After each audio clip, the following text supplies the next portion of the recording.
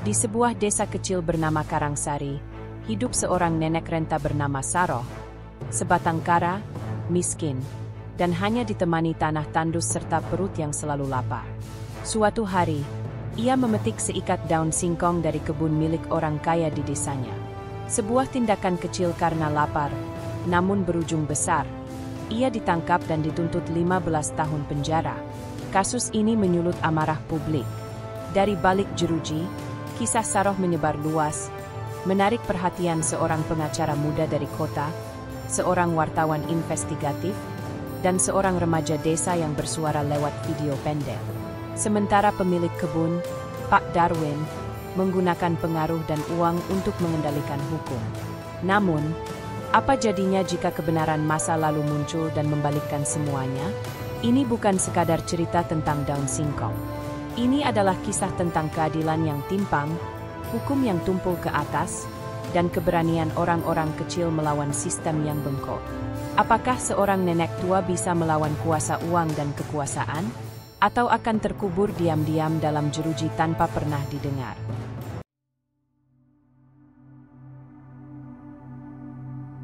Hari itu, matahari menggantung tinggi di atas desa Karangsari, membakar tanah yang retak-retak karena kemarau panjang.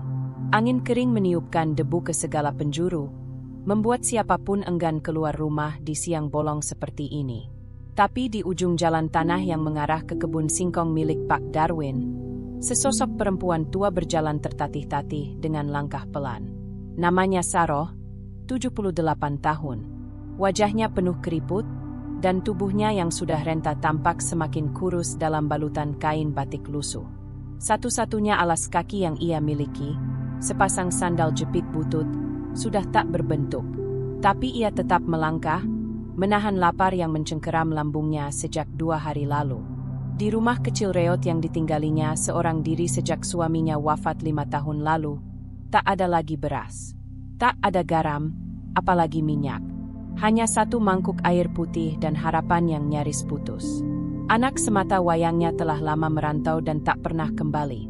Kadang Bu Erna, tetangganya yang cerewet tapi baik hati, menyisihkan nasi sisa. Tapi sudah 3 hari ini Bu Erna pun mengeluh kesulitan. Kalau saja aku bisa menanam lagi, gumam nenek Saroh lirih, menatap ladangnya yang kini hanya tanah keras penuh batu.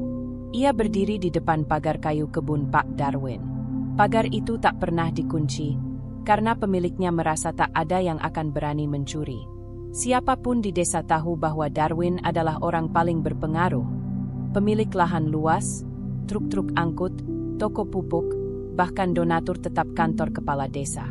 Tapi bagi nenek Saroh, hari ini bukan soal siapa yang punya kuasa. Hari ini soal bertahan hidup.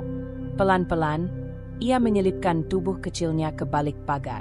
Deretan batang singkong berdiri kokoh, daunnya lebat dan menghijau, kemewahan yang kontras dengan perutnya yang keroncongan. Dengan tangan gemetar, ia meraih beberapa lembar daun yang muda. "Maafkan saya, Tuhan, cuma ini caranya saya bisa makan hari ini," bisiknya sambil memasukkan seikat daun ke dalam plastik bekas yang ia ikat di pinggang. Belum sempat ia berbalik, terdengar suara laki-laki membentak keras. "Hei! Siapa di situ?" Saroh membeku. Dari balik batang singkong, muncul sosok lelaki dengan topi kobu dan wajah kaku. "Pak Darwin." "Astagfirullah, Nenek Saroh," ujarnya dengan nada mengejek. "Pencuri? Di kebun saya? Kau kira ini milik umum?" Saroh merunduk, tak bisa berkata apa-apa. Mulutnya terbuka, tapi suaranya tercekat. Plastik daun singkong masih dalam genggamannya. Sudah tua masih juga maling. Tak tahu malu. Darwin mendekat, merebut plastik itu dan melemparnya ke tanah. "Besok kau lihat sendiri, Nenek. Aku tak akan diam. Polisi harus tahu." Begitu sampai rumah, Saroh terduduk di ambang pintu. Sinar matahari masih membakar, tapi tubuhnya menggigil. Ia tahu, Darwin tak main-main. Tapi bagaimana bisa?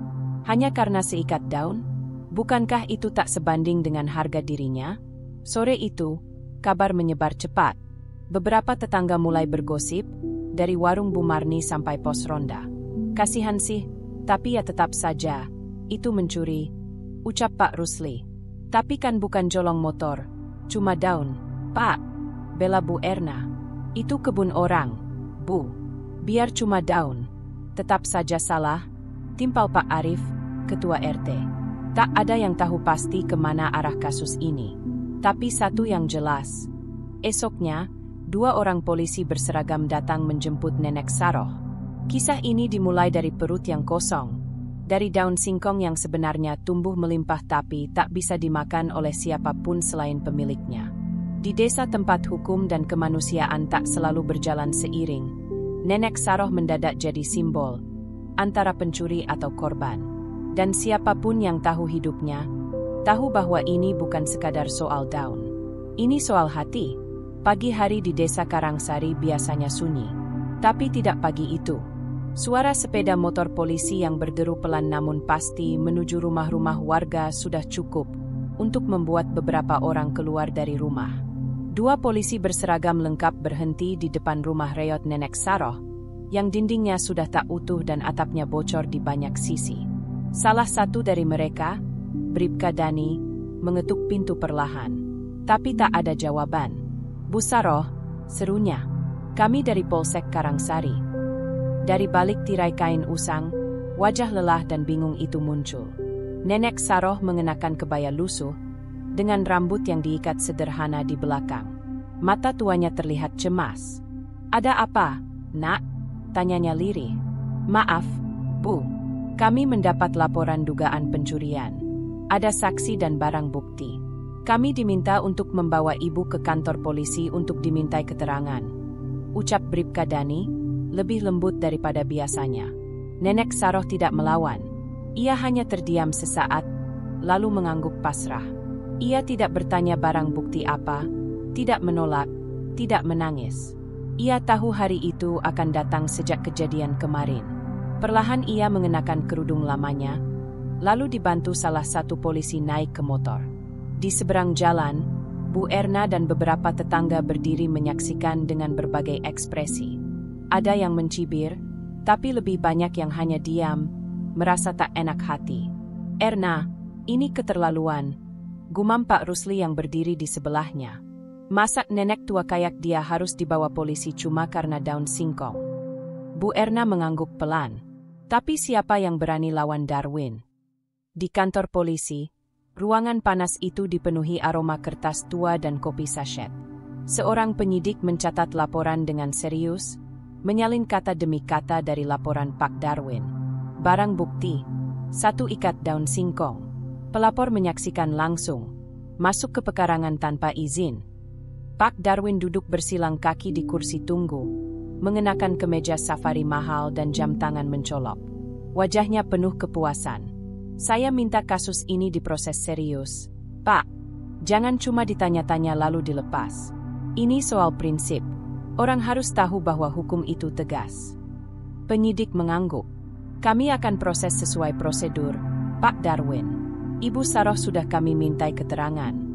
Sementara itu, di ruang pemeriksaan, Nenek Saroh duduk memeluk tubuhnya sendiri. Tangan keriputnya gemetar bukan karena takut, tapi karena lelah. Bribka Dani, yang ditugaskan memeriksanya, tak tega. Ibu tahu kenapa kami panggil ke sini? Saroh mengangguk pelan.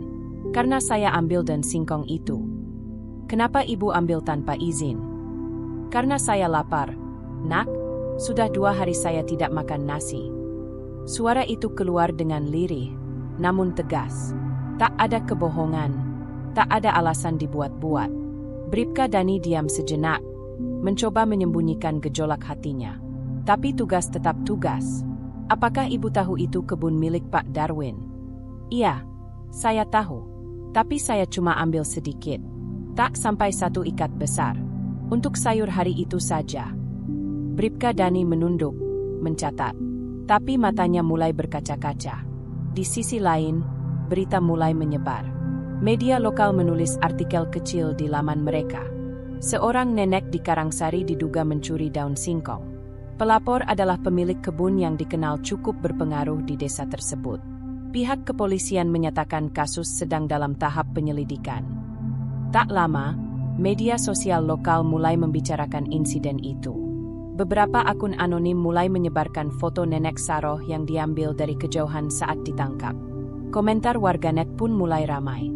Astaga, cuma daun singkong. Itu nenek-nenek kok ya di penjara? Harusnya dikasih makan. Yang punya kebun juga keterlaluan. Hukum kok bisa setajam itu ke orang lemah? Namun di sisi lain, ya salah tetap salah. Mau tua ket, lapar ket. Kalau semua orang nyolong karena lapar, kacau negeri ini. Jangan baper, hukum harus ditegakkan. Di rumah kepala desa, Soleh membaca berita itu sambil memijat pelipisnya. Ia tahu, jika Darwin terlibat, ia tak bisa sembarang mengambil sikap. Darwin adalah penyumbang besar pembangunan musala desa dan jalan beton yang kini sedang dibangun. Kalau aku bela Nenek Saroh, bisa-bisa anggaran pembangunan jalan tahun depan dicabut dia. Gumamnya. Namun hatinya menolak diam. Ia tumbuh di desa itu, mengenal Saroh sejak kecil. Ia tahu wanita itu tak pernah berbuat jahat seumur hidupnya. Tapi apa boleh buat? Ia hanya kepala desa. Dan Darwin punya kuasa yang lebih dari jabatan. Sore itu, setelah semua proses selesai, Nenek Saroh tak dipulangkan.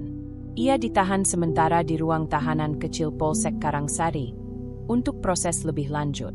Ia duduk di lantai semen dingin, memeluk lutut, dan menatap tembok. Tidak menangis, tidak mengeluh. Ia hanya berdoa dalam hati, agar malam itu bukan malam terakhir ia bisa tidur di udara bebas. Dan dari kejauhan, seorang anak muda, Raffi, diam-diam merekam video singkat dari balik pagar Polsek. Ia melihat Nenek Saroh yang digiring masuk. Wajahnya penuh luka waktu, tapi tidak kehilangan martabat. Ia tahu, ini tidak adil. Dan dalam hati, ia bersumpah akan menyuarakan yang tak bisa bersuara. Pintu besi ruang tahanan Polsek Karangsari menutup pelan namun berat. Suaranya menggema hingga keluar koridor. Nenek Saroh duduk bersandar di pojok ruangan seluas 2x2 meter itu.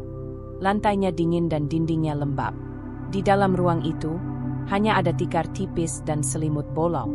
Seorang penjaga memberinya sebungkus nasi bungkus dingin dan sebotol air. Ia memandang makanan itu dengan kosong.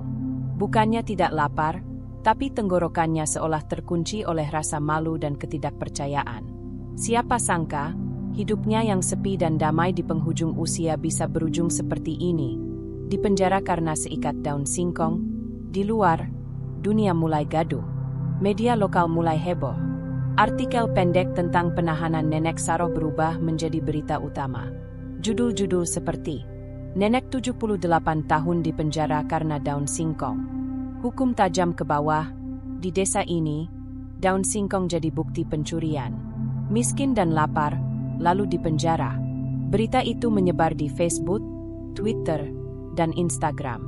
Banyak yang marah, banyak pula yang sinis.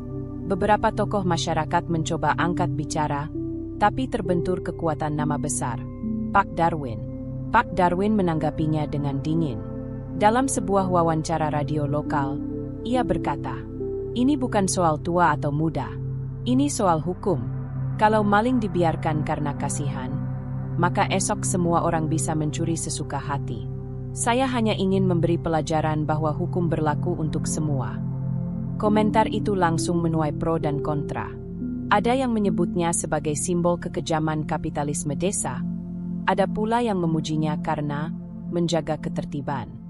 Sementara itu, di ruang tamu rumah kepala desa, Pak Soleh duduk resah. Ia baru saja menerima pesan dari Darwin. "Soleh, jaga sikap. Jangan sampai ada orang desa yang membela nenek itu terang-terangan. Ini prinsip. Aku punya bukti bahwa dia mencuri. Kalau perlu, aku bawa ke pengadilan tinggi sekalian. Jangan main-main." Soleh menutup ponsel dan menghela napas panjang. Ia menatap keluar jendela, ke arah rumah Bu Erna yang sedang ramai oleh ibu-ibu yang membicarakan penangkapan Nenek Saroh. Ia tahu, ia terlalu pengecut untuk melawan. Tapi batinnya bergejolak. Sebagai kepala desa, seharusnya ia bisa menengahi. Tapi bagaimana caranya? Saat yang satu punya kekuasaan dan yang lain hanya seorang nenek miskin yang bahkan tidak bisa menulis namanya sendiri. Di rumah Bu Erna, suasana riuh. Masak ia cuma karena daun. Loh, ujar Bu Erna penuh emosi. Dia itu gak pernah minta apa-apa. Bahkan waktu suaminya meninggal, dia gak pernah nyusahin orang. Giliran dia lapar, malah dipenjara. Pak Darwin itu memang sudah keterlaluan. Timpal Bu Yuli. Raffi, anak SMA yang beberapa hari lalu diam-diam merekam penangkapan itu, sedang mengedit videonya di HP. Ia memotong bagian yang menampilkan Saroh digiring ke Polsek, menambahkan teks, "Ini Indonesia 2024. Nenek 78 tahun dipenjara karena Down singkong." Lalu mengunggah ke TikTok dan Instagram. Dalam waktu singkat, videonya meledak. 50.000 tayangan dalam 2 jam. 1.200 komentar. Down singkong dan nenek Saroh trending di platform lokal. Di kantor polisi, tekanan mulai terasa. Kanit Reskrim memanggil Bribka Dani. "Dani, viral tuh. Banyak yang bilang kita kejam. Tapi kita nggak bisa lepasin begitu aja. Laporannya jelas. Barang bukti ada. Saksi si Darwin sendiri." "Tapi Pak," kata Dani ragu, "itu nenek-nenek cuma ambil daun. Saya sendiri yang tanya. Dia nggak pernah bohong. Dia cuma lapar." Kanit menatapnya tajam. "Saya ngerti, Dan. Tapi ini bukan soal rasa. Ini prosedur. Kamu tahu siapa Darwin? Dia donatur besar polisi sektor sini. Jangan cari masalah." Bribka Dani tak menjawab. Dalam hatinya, konflik sudah membakar. 3 hari kemudian, surat panggilan dari kejaksaan tiba. Kasus dilimpahkan untuk proses penuntutan formal. Jaksa yang menangani kasus itu adalah Pak Bowo, pria tua yang sangat prosedural dan jarang tersenyum. Ia membaca dokumen berlembar-lembar, menelaah pasal yang bisa dipakai. Pasal 362 KUHP tentang pencurian. Kerugian kecil, pelaku lanjut usia, barang bukti minimal, tapi laporan lengkap. Bisa masuk kategori pencurian ringan, tapi tetap pidana. Hukum tidak bisa berdasar rasa iba, gumamnya. Ia memutuskan untuk melanjutkan kasus ke pengadilan. Walau diam-diam hatinya merasa ada yang tidak pas. Di sel tahanan, nenek Saroh menerima kabar bahwa kasusnya akan dibawa ke pengadilan negeri. Ia hanya menunduk. "Jadi, saya benar-benar akan diadili, ya?" bisiknya lirih kepada Bribka Dani. Polisi muda itu menatapnya penuh iba. "Iya, Bu. Tapi nanti di sana Ibu bisa didampingi pengacara. Mungkin ada yang mau bantu." Saroh tidak mengerti apa itu pengacara, atau bagaimana pengadilan bekerja. Tapi ia percaya satu hal. Jika Tuhan adil, maka kebenaran akan datang entah bagaimana caranya. Dan ternyata, kebenaran sedang mencari jalannya. Di kota, seorang pengacara muda sedang membaca berita tentang Saroh, dan hatinya mulai bergolak. Ia tahu, ini bukan sekadar kasus pencurian daun. Ini potret luka dalam sistem hukum negeri ini. Pagi itu, di lantai 5 sebuah kantor hukum kecil di Jakarta Selatan, Yani baru saja menutup laptopnya ketika notifikasi berita muncul di layar ponsel. Seorang nenek 78 tahun dituntut 15 tahun penjara karena mencuri daun singkong. Kasus terjadi di Desa Karangsari, Jawa Tengah. Awalnya ia mengabaikan, tapi ada sesuatu dari judul itu yang menggugah batinnya. Ia membuka artikelnya. Foto nenek Saroh yang sedang duduk di sel tahanan terpampang jelas. Wajah renta dengan tatapan kosong, mengenakan baju kebaya yang sudah pudar warnanya. Yani membaca pelan, mendetail. Ia membaca ulang 2 kali. Ditahan karena daun singkong, 15 tahun, gila, gumamnya. Sebagai pengacara muda lulusan universitas ternama, Yani memang baru memulai karir. Tapi ada satu hal yang ia pegang sejak dulu. Hukum harus berpihak pada keadilan, bukan hanya pada prosedur. Dan kasus ini terasa tidak masuk akal. 2 jam kemudian, Yani menelepon sekretarisnya. "Hubungi Polsek Karangsari. Tanya status kasus nenek Saroh. Minta berkas dakwaan jika bisa diakses. Aku akan urus surat kuasa. Kita turun ke lapangan." "Ke desa, Mbak?" tanya sekretarisnya kaget. "Ya, aku mau temui nenek Saroh langsung. Ini bukan sekadar pembelaan, ini soal nurani." Perjalanan ke Karangsari memakan waktu 8 jam naik mobil dari Jakarta. Jalanan menuju desa penuh lubang, berdebu, dan sesekali menanjak tajam. Desa Karangsari berada di antara perbukitan tandus yang mulai mengering akibat kemarau panjang. Padi gagal panen, sumur mulai surut, dan ekonomi warga lesu. Ketika Yani tiba, waktu sudah menjelang sore. Ia memarkir mobilnya di depan balai desa, lalu langsung menuju Polsek Karangsari. Di sana, ia bertemu Bribka Dani. "Saya Yani, pengacara. Saya ingin bertemu Ibu Saroh dan menawarkan pendampingan hukum secara sukarela," jelasnya dengan lugas. Bribka Dani terlihat kaget. Belum pernah ada pengacara dari kota datang ke desanya untuk membela warga miskin, apalagi dalam kasus seperti ini. "Ibu bisa saya antar langsung ke sel. Tapi, mohon maaf, suasana desa sedang tidak kondusif. Banyak tekanan dari pihak pelapor." Yani mengangguk. "Saya paham. Tapi saya tidak ke sini untuk cari sensasi. Saya cuma ingin hukum berpihak pada yang benar." Di ruang tahanan, Nenek Saroh duduk bersandar dengan mata tertutup ketika Yani masuk. "Bu Saroh," panggil Yani pelan. Saroh membuka mata, menatap sosok muda itu. "Iya, Nak. Saya Yani. Saya pengacara. Saya datang dari Jakarta karena saya baca berita Ibu. Saya ingin bantu Ibu, tanpa biaya. Saya akan dampingi Ibu sampai akhir." Saroh menatapnya lama. Matanya berkaca-kaca. "Kenapa, Nak? Kenapa kamu peduli sama saya?" Yani tersenyum. "Karena yang Ibu alami, itu tidak adil." Mereka berbincang singkat. Saroh bercerita tentang kelaparan, daun singkong, dan bagaimana ia hanya ingin makan hari itu. Yani mendengarkan dengan seksama, mencatat hal-hal penting. Malamnya, Yani menginap di rumah kontrakan kecil dekat balai desa. Ia menyalakan laptop, menyusun strategi pembelaan. Tidak ada unsur niat jahat, mens rea. Kerugian sangat kecil dan tidak sebanding dengan ancaman pidana. Faktor usia lanjut dan kondisi ekonomi ekstrim. Motif kemanusiaan, kelaparan. Ia juga mulai menyusun rencana untuk membangun tekanan publik yang lebih besar. Jika hukum tak bisa digerakkan dari dalam, maka opini publik harus jadi senjatanya. Esok paginya, Yani mendatangi balai desa untuk meminta surat kuasa dan melakukan audiensi informal dengan Kepala Desa Soleh. Pak Soleh awalnya bersikap netral. Tapi setelah mendengar bahwa Yani berasal dari Jakarta dan berita kasus Saroh sudah viral secara nasional, wajahnya berubah. "Bu Yani, saya tahu kasus ini tidak masuk akal. Tapi Pak Darwin, dia donatur besar. Dia punya jaringan. Saya cuma kepala desa biasa. Saya tidak minta Bapak berpihak. Saya hanya minta Bapak jangan menghalangi. Saya akan tempuh jalur hukum resmi." Soleh mengangguk, tampak lega. "Saya tidak akan halangi, Bu. Tapi hati-hati, orang-orang seperti Darwin tidak suka jika dikalahkan." Di hari yang sama, Yani mengirimkan surat resmi ke Kejaksaan Negeri dan meminta sidang terbuka dengan pendampingan hukum. Ia juga mengontak beberapa jurnalis yang pernah bekerja sama dengannya di masa kuliah.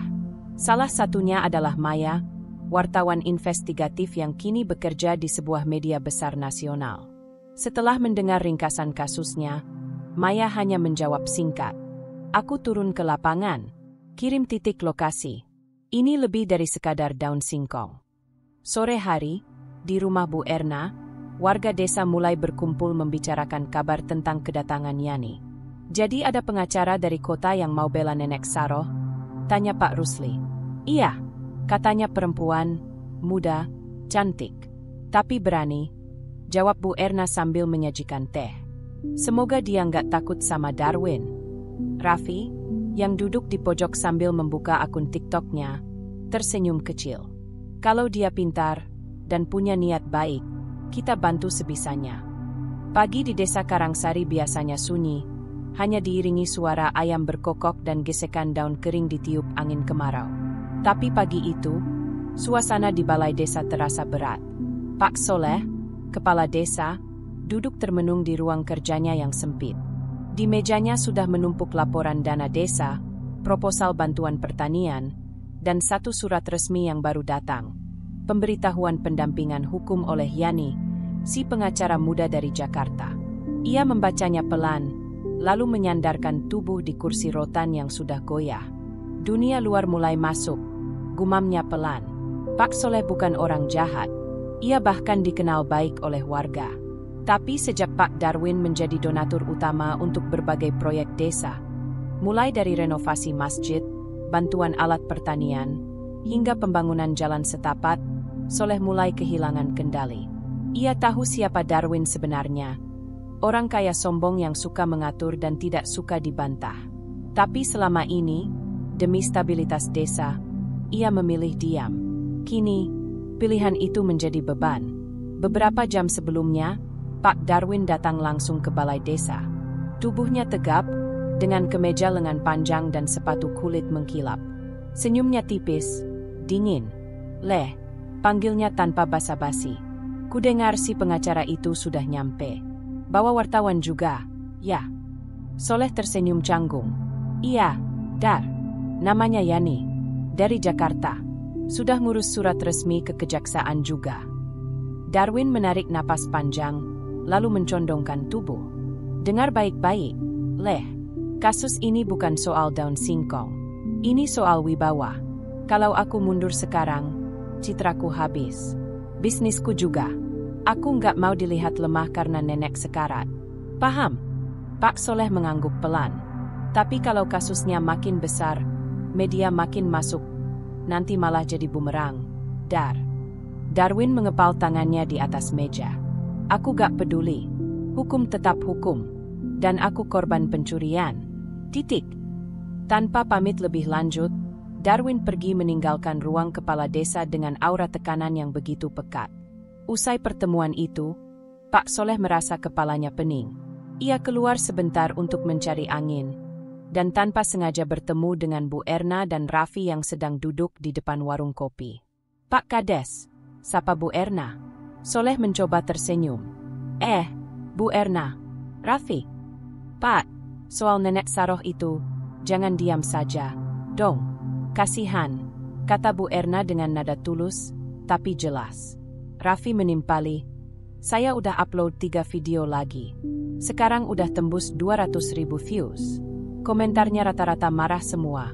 Pak, mereka bilang ini bukan soal hukum lagi, tapi soal kemanusiaan."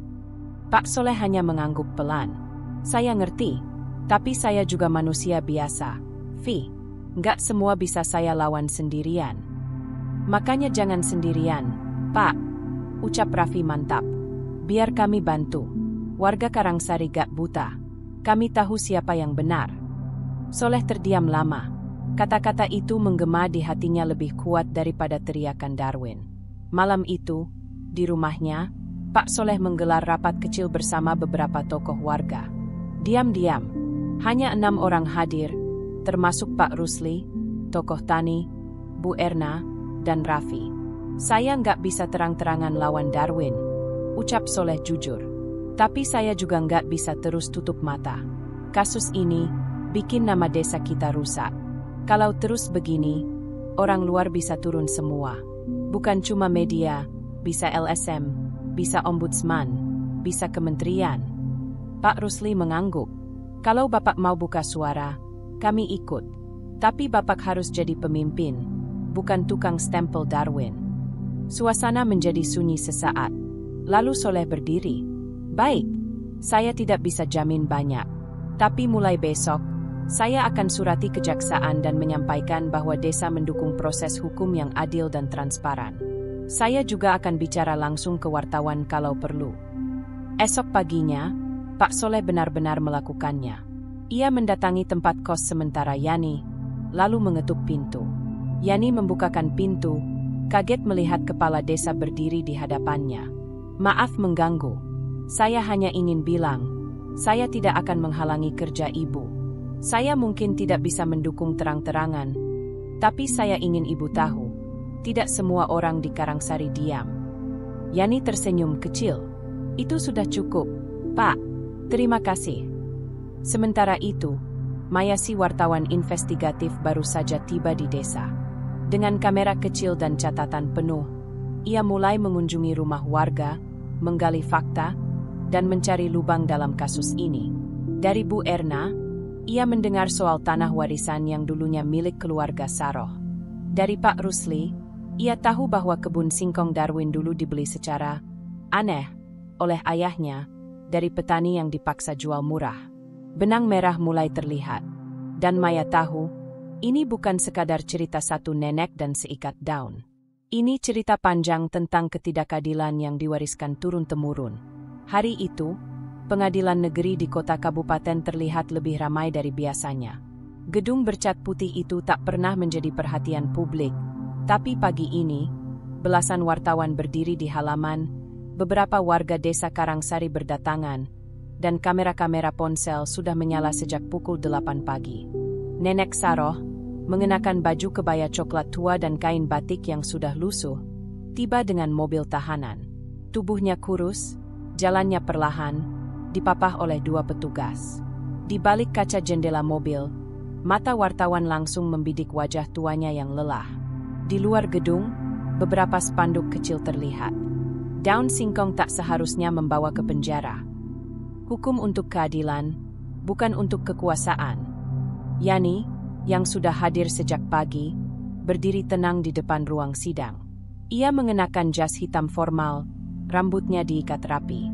Meski ini bukan sidang besar, ia tahu bahwa mata publik kini tertuju ke ruang ini. Di dalam, bangku kayu panjang mulai terisi. Di deretan pertama duduk Pak Soleh, Bu Erna, dan Raffi. Raffi membawa ponsel untuk merekam siaran langsung ke media sosial.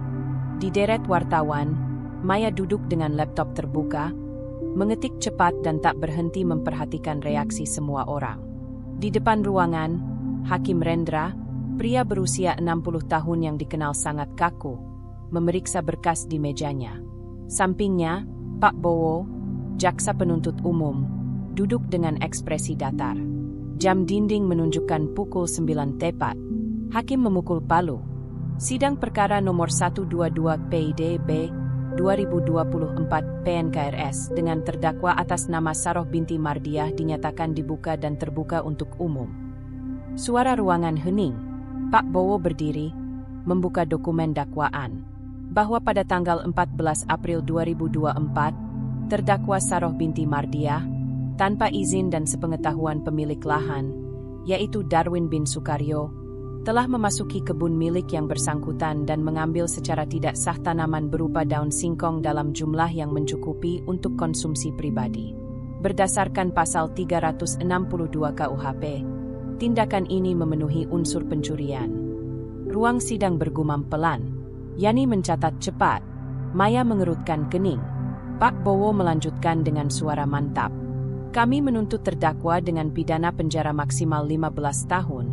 Sesuai ancaman pidana pada pasal pencurian di lahan tertutup tanpa izin. Yani menoleh ke arah Saroh. Nenek itu hanya tertunduk diam. Tangannya gemetar di pangkuannya. Ketika gilirannya berbicara, Yani berdiri. Suaranya tidak tinggi, tapi tegas.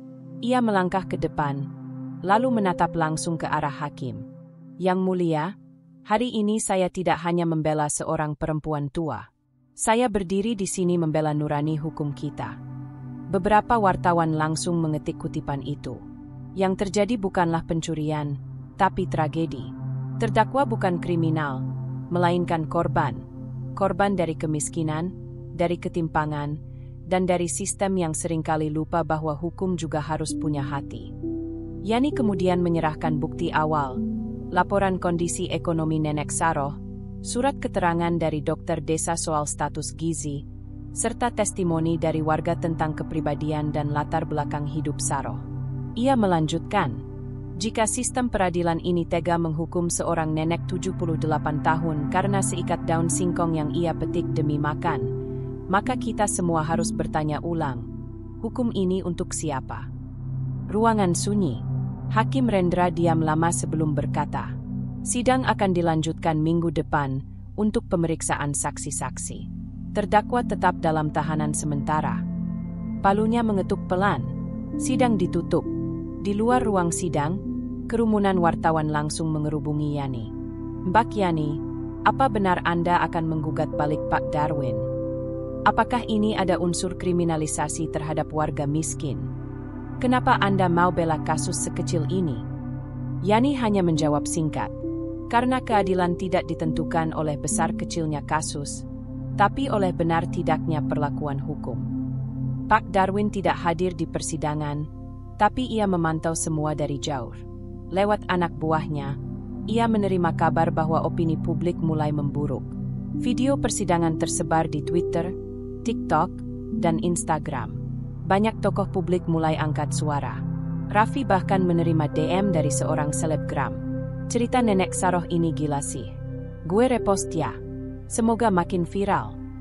Di rumah Bu Erna, warga menonton ulang sidang yang direkam dari ponsel Raffi.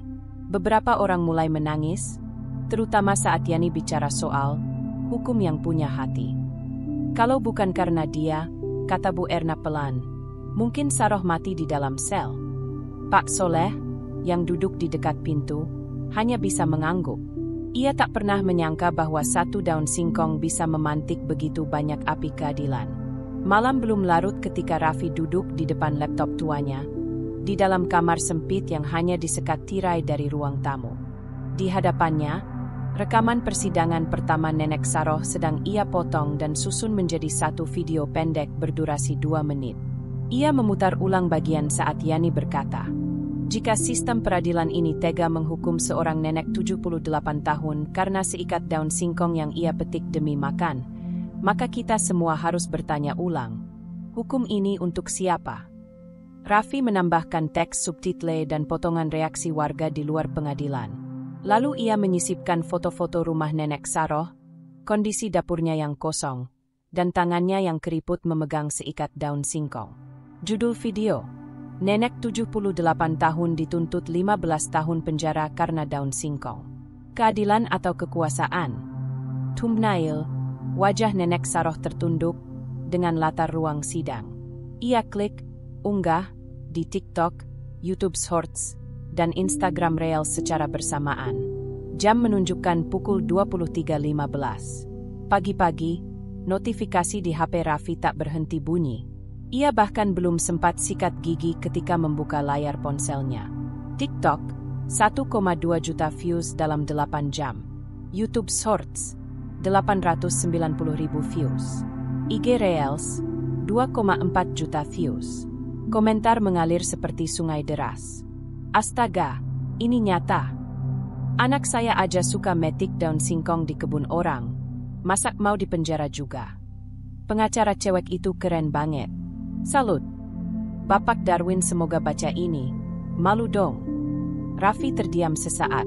Ia tahu video ini akan viral, tapi tak menyangka secepat ini. Tak lama kemudian, notifikasi WhatsApp meledak. Grup sekolah, grup warga desa, bahkan grup alumni SD Karangsari ikut ramai. Teman-temannya mulai bilang, "Raf, video lo masuk FYP terus." Beberapa akun media online mulai ikut mengangkat. Remaja desa viralkan kasus nenek di penjara karena daun singkong. Generasi muda bergerak, tangkap ketimpangan hukum di desa Karangsari. Di penginapan, Yani melihat video Raffi dan langsung tersenyum. Ia tak menyangka remaja desa itu bisa membuat narasi yang begitu kuat hanya dengan HP dan semangat. Ia segera menghubungi Raffi. "Raffi, saya ingin kamu terus dokumentasikan semua ini. Rekam reaksi warga, suasana desa, bahkan opini publik. Ini bukan cuma pembelaan di ruang sidang. Ini pembelaan di hati masyarakat." Raffi menjawab mantap. "Siap, Mbak. Saya bikin seri video pendek. Judulnya, Daun Singkong Terakhir." Sementara itu, Maya, sang wartawan investigatif, mulai menyusun laporan mendalam yang akan tayang di salah satu media nasional besar. Ia mengambil angle yang lebih luas. Bagaimana tanah milik rakyat berubah menjadi alat tekanan hukum, kasus nenek Saroh hanyalah puncak gunung es. Maya juga mewawancarai Pak Rusli, tokoh tani yang dulu ikut menyaksikan pembebasan lahan besar-besaran oleh ayah Pak Darwin. Dari situ, terungkap bahwa kebun singkong Darwin dulunya adalah lahan kolektif warga yang diambil dengan harga murah dan tekanan aparat. Pagi itu, Pak Darwin baru saja membuka tokonya di kota saat asistennya datang terburu-buru. "Pak, ini sudah gawat. Banyak pesanan batal. Ada ancaman boikot dari komunitas tani online." Nama Bapak disebut terus di media sosial. Bahkan beberapa influencer ikut nimbrung. Darwin membaca judul berita yang dikirim ke ponselnya. Kaya dan kuasa, lelaki singkong yang menjeret nenek ke penjara. Ia membanting ponsel ke meja. "Gila, ini semua gara-gara bocah itu dan wartawan kampungan." Darwin menghubungi seorang kenalannya di kejaksaan, mencoba mencari cara meredam isu. Tapi suara di seberang hanya menjawab dingin. "Maaf, Pak, kasus ini sudah terlalu ramai. Kalau kami ikut campur, malah bisa jadi bumerang." Hari berikutnya, aksi solidaritas kecil digelar di alun-alun kota. Diinisiasi oleh mahasiswa hukum dan aktivis lingkungan. Poster-poster terlihat. "Hukum bukan alat dendam. Kami bersama Nenek Saroh." Reformasi hukum dimulai dari desa. Raffi, yang diminta berbicara, maju ke panggung kecil sambil membawa ponselnya. "Saya bukan pengacara. Saya bukan aktivis. Saya hanya remaja yang tiap hari lewat rumah Nenek Saroh. Tapi kalau saya diam, mungkin orang-orang seperti Pak Darwin akan terus menang." Sorak-sorai riuh. Maya mengabadikan semuanya. Di balai desa, Pak Soleh akhirnya menyampaikan pernyataan terbuka. "Saya tidak bisa membatalkan proses hukum, tapi saya pastikan, Desa Karangsari tidak pernah mengajarkan warganya untuk membiarkan ketidakadilan berdiri sendiri." Pernyataan itu dimuat di berita lokal dan dikutip oleh akun-akun besar di Twitter. Maya Ratri, 34 tahun, bukan wartawan sembarangan. Namanya sering muncul dalam liputan investigasi besar, dari kasus tambang ilegal, korupsi dana bansos, hingga pelanggaran HAM di pedalaman. Tapi kali ini, ia datang ke Desa Karangsari bukan karena undangan redaksi, melainkan karena dorongan hati. Saat pertama membaca berita tentang Nenek Saroh, ia mengira itu hoaks clickbait. Tapi semakin ia telusuri, semakin nyata absurditasnya. Daun singkong, penjara, tuntutan 15 tahun. Hanya satu orang yang harus mengungkap kebenaran ini, dirinya. Maya mulai dari balai desa, membawa ID pers dan surat tugas. Ia meminta akses ke dokumen pembebasan lahan kebun Pak Darwin, dulu dikenal sebagai Tanah Rakyat. Pak Soleh, kepala desa, awalnya gugup. "Itu sudah lama, Bu. Tahun 1996 kalau tak salah. Arsipnya juga nggak lengkap." Namun Maya hanya menatap tajam. "Pak, saya punya surat tugas resmi. Kalau Bapak tidak bisa bantu saya akan minta langsung ke dinas kabupaten. Dan jika saya temukan pelanggaran, nama Bapak juga akan ikut disebut." Pak Soleh menyerah. "Baik, saya akan cek gudang penyimpanan." Dari Bu Erna, Maya mendapat info bahwa seorang petani tua bernama Pak Rusli, 74 tahun, pernah terlibat dalam protes terhadap perampasan lahan di akhir 90-an. Maya pun mengunjunginya. Pak Rusli duduk di beranda, mengenakan sarung dan kaos partai lama. Suaranya serak, tapi jelas. Waktu itu, banyak warga nggak ngerti surat tanah. Tahu-tahu, tanah dijual murah, dipaksa tanda tangan. Termasuk bapaknya Darwin. Dia orang pintar, tahu caranya dapat tanah banyak. "Termasuk tanahnya Saroh?" tanya Maya tajam. "Iya, keluarga mereka dulu punya petak kecil, tapi satu-satunya yang dekat mata air. Ayah Darwin datang bawa camat, polisi, notaris, bilang ada program pembangunan. Tahu-tahu tanah jadi sertifikat baru atas nama mereka." Maya mencatat setiap kata. Ini bukan cuma cerita pencurian daun singkong. Ini soal sejarah panjang ketimpangan. Maya kembali ke penginapannya. Dari arsip yang disalin Pak Soleh, ia mendapatkan fotokopi sertifikat hak milik atas nama Darwin bin Sukaryo. Peta lahan sebelum 1996. Tampak nama Saroh binti Mardiah sebagai pemilik kecil. Notulen rapat desa tentang pembebasan lahan yang tak pernah ditandatangani Saroh. Laporan itu mulai ia susun. Dalam kasus Nenek Saroh, hukum tidak hanya mengabaikan kemiskinan, tapi juga sejarah ketidakadilan agraria yang dibungkam selama puluhan tahun. Daun singkong hanya simbol. Yang dirampas bukan hanya tanaman, tapi martabat. Ia memberi judul sementaranya, tanah yang diambil, daun yang dituduh. Dengan gaya tenang tapi tajam, Maya mendatangi rumah besar Pak Darwin. Kali ini ia tidak datang sebagai aktivis, tapi jurnalis. Di ruang tamu mewah yang dindingnya penuh foto keluarga dan penghargaan dari berbagai organisasi pertanian, Pak Darwin menerima Maya dengan wajah terpaksa. "Saya tidak ingin diwawancara. Media hanya membesar-besarkan. Apa hak Anda memojokkan saya?" Maya menjawab datar, "Hak saya diatur dalam UU Pers, Pak. Tapi saya hanya ingin mendengar dari sisi Anda, agar publik tidak menilai sepihak." Pak Darwin terdiam, lalu duduk. "Saya tidak pernah berniat menjebloskan dia. Tapi kalau hukum bilang itu salah, apa saya salah menjalankan hukum?" Maya menatap tajam. "Hukum memang harus ditegakkan, Pak. Tapi bagaimana kalau hukum itu berdiri di atas tanah yang dulu Bapak ambil dari dia?" Pak Darwin berdiri. "Sampai di sini saja." Maya berdiri juga. "Terima kasih, Pak. Itu sudah cukup." 2 hari kemudian, Maya kembali ke Jakarta. Ia duduk di ruang redaksi, mata terjaga oleh kopi, menyusun laporan panjang yang akan dimuat di majalah nasional edisi spesial. Editor membaca draftnya dan hanya berkata, "Ini akan jadi bahan pembicaraan nasional." Beberapa halaman khusus disiapkan.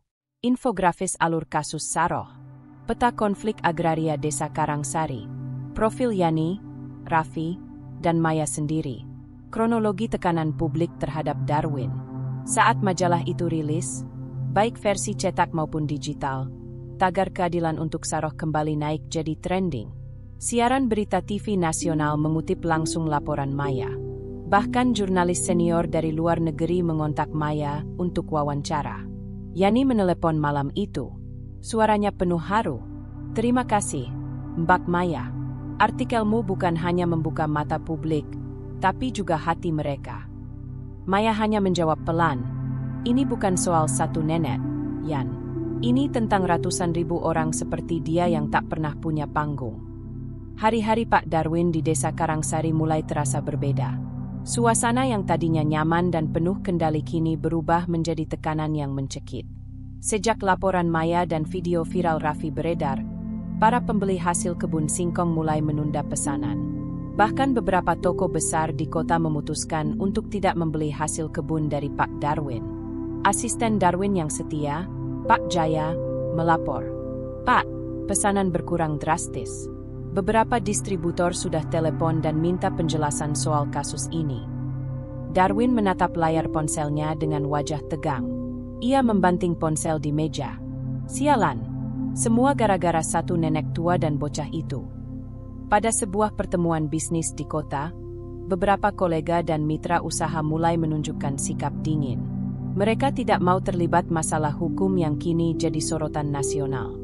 Seorang pengusaha bertanya dengan nada setengah bercanda, "Darwin, ini masalah serius.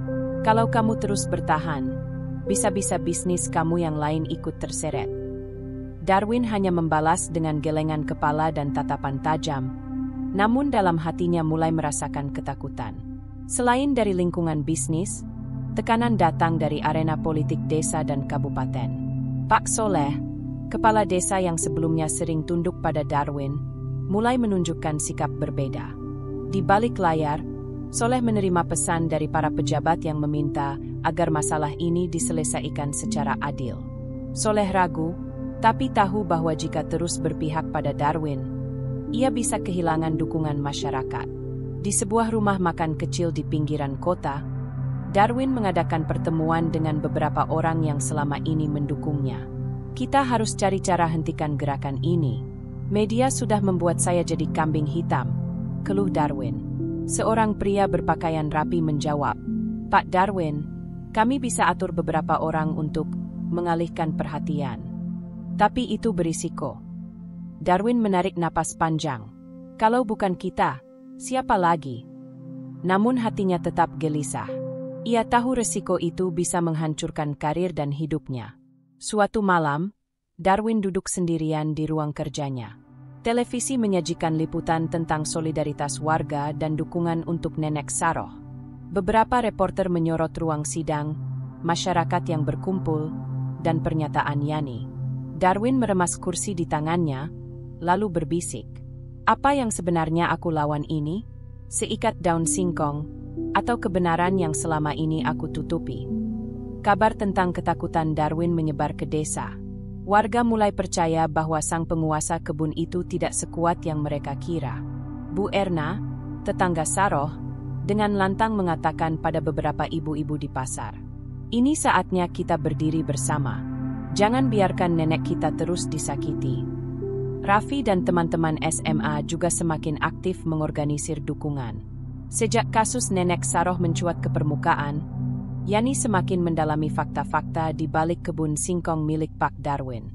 Hari itu, di sebuah gudang arsip desa yang berdebu, Yani menemukan sesuatu yang mengguncang keyakinannya, sebuah surat tua yang berpotensi mengubah arah perjuangan. Yani memegang surat lusuh dengan tinta yang mulai pudar. Surat itu bertanggal tahun 1995, ditandatangani oleh pejabat desa dan camat waktu itu, yang mengatur pembebasan lahan kebun singkong. Namun yang membuat Yani terperangah adalah nama pemilik lahan tercantum sebagai Mardiah, nama asli ibu Nenek Saroh. Itu berarti tanah tersebut sempat dimiliki keluarga Saroh secara resmi. Yani segera menghubungi Pak Soleh. "Pak, ini surat bukti asli kepemilikan lahan. Ada perjanjian pembebasan lahan, tapi kelihatannya ada yang aneh di sini." Pak Soleh membuka dokumen itu dengan raut wajah serius. "Saya ingat, ada laporan warga yang bilang proses pembebasan lahan itu tidak transparan. Tapi waktu itu kami tidak berani bicara." Yani meneliti surat dan menemukan catatan kaki yang menunjukkan adanya pencabutan hak paksa terhadap keluarga Saroh tanpa kompensasi yang layak. Ia pun mulai menyusun kronologi. Tahun 1994, keluarga Saroh menguasai sebagian lahan yang subur. Tahun 1995, tanah tersebut direbut secara paksa melalui tekanan politik. Sertifikat baru diterbitkan atas nama Darwin bin Sukaryo, yang kala itu adalah pejabat desa sekaligus pengusaha kaya. Yani merasa bahwa dokumen ini adalah kunci untuk membuktikan bahwa kasus ini bukan sekadar pencurian daun singkong, tapi akar masalah yang jauh lebih dalam. Perampasan tanah secara tidak sah. Saat Yani berusaha mengungkap fakta ini kepada jaksa dan hakim, ia menghadapi berbagai hambatan. Pak Bowo, jaksa yang kaku dan taat pada prosedur, menolak menerima dokumen tersebut sebagai bukti kuat. Ini dokumen lama, bukan bukti primer. Kasusnya adalah pencurian daun singkong, bukan sengketa lahan. Namun Yani tidak menyerah. "Pak Bowo, hukum harus melihat konteks. Ini bukan hanya soal daun, tapi keadilan sosial." Maya, yang terus mengikuti kasus ini, membantu Yani dengan mengangkat berita soal dokumen dan sejarah pembebasan lahan yang mencurigakan. Artikel mereka mulai mendapat perhatian publik yang lebih besar. Warga desa pun mulai berani bicara, mendukung perjuangan Nenek Saroh dengan lebih lantang. Yani bertemu dengan Nenek Saroh di rumahnya. Meski fisiknya renta dan lemah, mata Saroh bersinar penuh harap. "Nak, aku percaya pada keadilan. Kalau memang ada kebenaran, aku yakin kau akan menemukannya." Yani menggenggam tangan Saroh, berjanji, "Aku akan berjuang sampai titik darah terakhir, Nek." Suasana ruang sidang terasa tegang saat Hakim Rendra membuka persidangan hari itu. Ia memegang dokumen baru yang diserahkan Yani, surat tua bersejarah yang mengubah arah kasus ini. Hakim Rendra adalah sosok yang dikenal kaku dan netral. Selama ini, ia berpegang teguh pada hukum formal tanpa banyak memikirkan aspek sosial di balik perkara. Namun dokumen itu mengguncang keyakinannya. Di ruang kerjanya, ia duduk termenung sambil memeriksa ulang fakta-fakta yang ada. Apakah selama ini ia benar-benar menegakkan keadilan? Atau hanya menjalankan prosedur yang kaku dan dingin? Tak hanya tekanan dari kasus itu sendiri, Hakim Rendra mendapat tekanan dari pejabat desa, pengacara dari kubu Pak Darwin, dan media yang mulai mengawasi persidangan dengan ketat. Di satu sisi, Ia merasa harus menjaga independensi pengadilan. Di sisi lain, suara-suara dari masyarakat dan bukti baru yang terkuak memanggil nuraninya. Setelah sidang, Yani diizinkan bertemu hakim secara pribadi. Yang mulia, saya tahu ini berat. Tapi keadilan bukan hanya soal aturan, melainkan soal kemanusiaan. Nenek Saroh bukan kriminal besar. Ini soal ketidakadilan yang terjadi bertahun-tahun, ujar Yani dengan nada tulus. Hakim Rendra mengangguk perlahan. Saya harus mempertimbangkan semua aspek ini dengan hati-hati. Tapi saya juga sadar, ini bisa jadi momen penting dalam hidup saya sebagai hakim. Seiring berjalannya persidangan, Hakim Rendra mulai lebih terbuka menerima fakta-fakta baru dan pertimbangan moral. Ia mengizinkan Yani untuk mengajukan pembelaan yang lebih luas, termasuk membahas sejarah perebutan lahan dan ketimpangan sosial di Desa Karangsari. Mendengar hakim mulai bergeser sikap, Darwin semakin gelisah. Ia mengumpulkan pengacara tambahan dan mencari cara agar persidangan tetap berjalan sesuai keinginannya. Namun, semakin keras usaha Darwin, semakin kuat pula gelombang dukungan bagi Nenek Saroh. Ruang sidang Desa Karangsari hari itu penuh sesak. Warga desa, wartawan dari kota, dan berbagai elemen masyarakat berkumpul menyaksikan sidang penentuan nasib Nenek Saroh yang sudah dinanti-nanti. Suasana tegang dan penuh harap menyelimuti setiap sudut. Yani berdiri di depan hakim dengan keyakinan yang teguh. Ia tahu ini adalah momen paling penting dalam karirnya, sekaligus perjuangan moral bagi kebenaran. Yang mulia, majelis hakim yang saya hormati, kasus ini bukan sekadar soal pencurian daun singkong. Ini adalah kisah ketimpangan dan keadilan yang selama ini terabaikan. Seorang nenek tua yang lapar dan miskin harus menghadapi ancaman hukuman 15 tahun penjara, sementara pemilik kebun yang kaya dan berkuasa menutup mata atas sejarah gelap di balik tanah ini. Yani melanjutkan dengan menjelaskan dokumen lama yang ditemukan, serta tekanan sosial dan politik yang terjadi. Kami meminta majelis hakim untuk melihat perkara ini dengan hati nurani, bukan hanya formalitas hukum.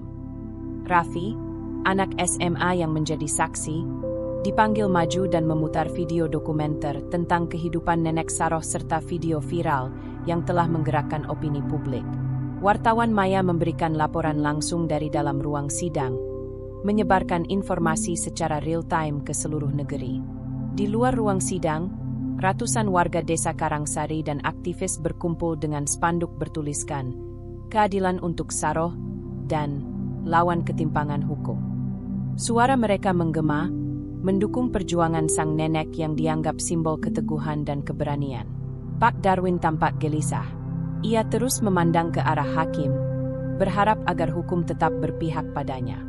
Jaksa Pak Bowo tetap mempertahankan tuntutan, walau tekanan publik semakin kuat.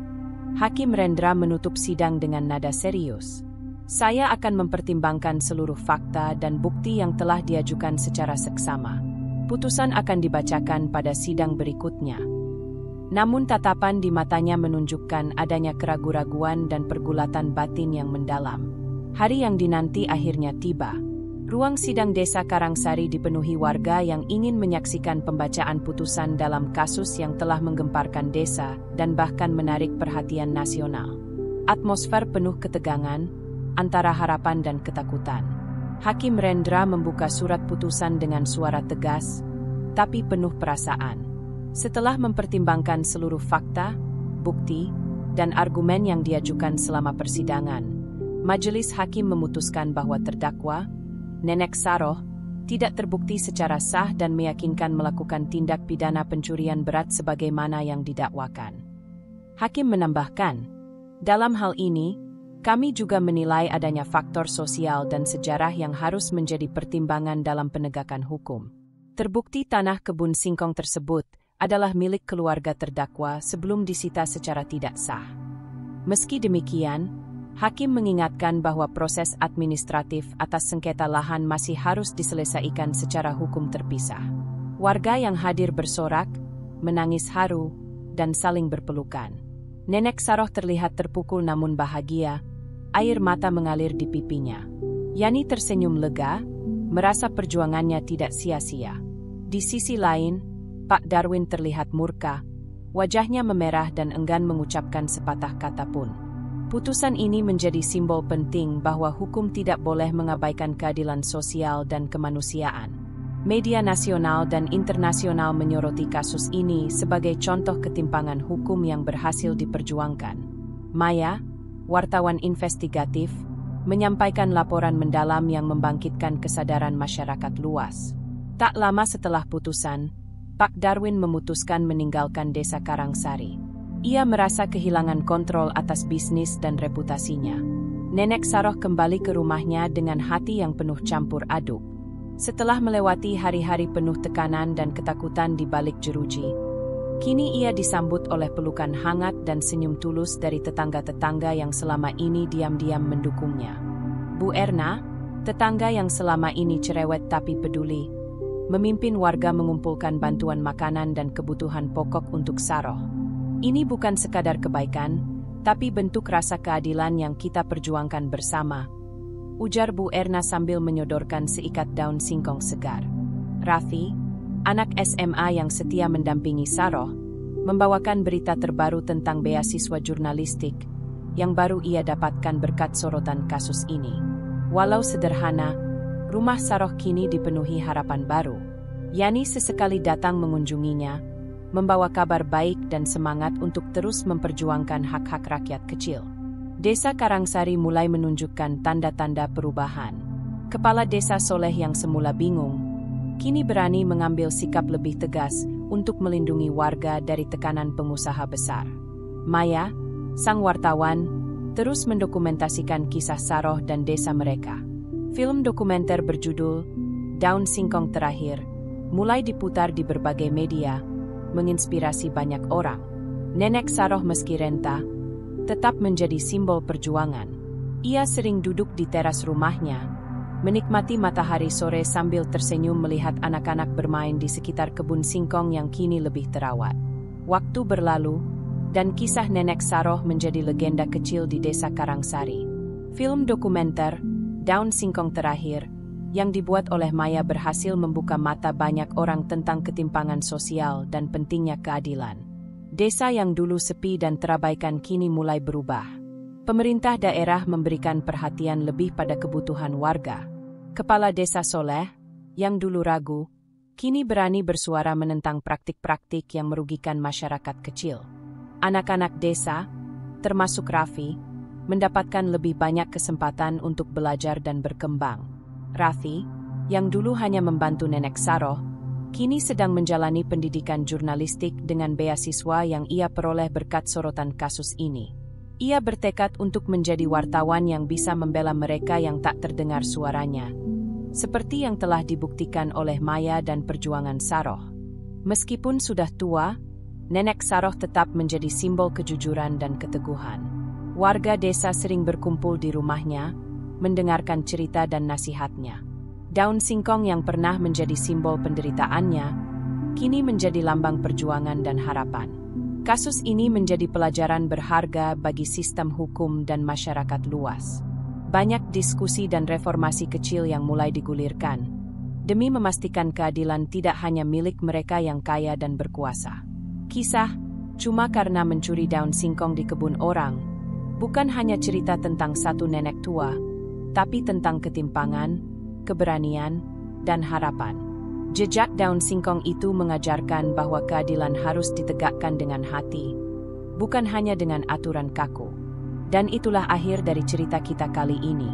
Setiap perjalanan pasti membawa pelajaran, dan semoga kisah tadi bisa memberi inspirasi atau hiburan buat kamu yang nonton. Kalau kamu suka dengan cerita seperti ini, jangan lupa untuk klik tombol like, tinggalkan komentar di bawah, dan tentu saja subscribe biar kamu nggak ketinggalan cerita-cerita seru selanjutnya.